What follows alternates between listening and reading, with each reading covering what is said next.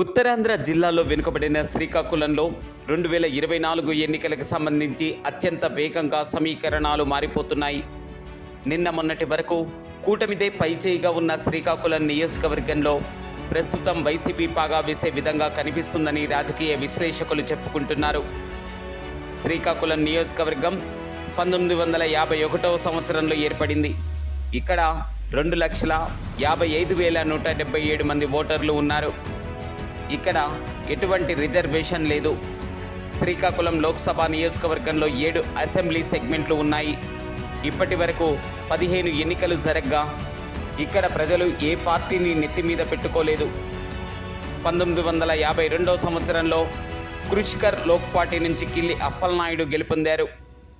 1955 సంవత్సరంలో స్వతంత్ర రాజకీయ నాయకుడు పసగడ సూర్యనారాయణ గెలుపొందారు. 1962వ సంవత్సరంలో భారత జాతీయ కాంగ్రెస్ తరపున అందవరపు తవిటయ్య గెలుపొందారు. 1967 సంవత్సరంలో స్వతంత్ర పార్టీ నుంచి తంగి సత్యనారాయణ, 1972, 1978 చల్లా లక్ష్మీనారాయణ, 1985 నుంచి 1999 వరకు గుండా అప్పల సూర్యనారాయణ తెలుగుదేశం పార్టీ నుంచి గెలుపొందారు. 2004, 2009 సంవత్సరంలో భారత జాతీయ కాంగ్రెస్ నుంచి ధర్మాన ప్రసాదరావు గెలుపొందారు. 2014 సంవత్సరంలో తెలుగుదేశం పార్టీ నుంచి గుండా లక్ష్మీదేవి గెలుపొందగా 2019 సంవత్సరంలో వైఎస్ఆర్ కాంగ్రెస్ పార్టీ నుంచి ధర్మాన్ని ప్రసాదరావు గెలుపొందారు. శ్రీకాకుళం జిల్లా రాజకీయాన్ని పరిశీలిస్తే ఇక్కడ ఓటర్లు అత్యంత విజ్ఞతతో ఓటు వేస్తారని తెలుస్తుంది. అయితే 2024 ఎన్నికల్లో కూటమి అభ్యర్థి గొండు శంకర్ పోటీ చేయగా వైసీపీ నుంచి ధర్మాన ప్రసాదరావు పోటీలో ఉన్నారు.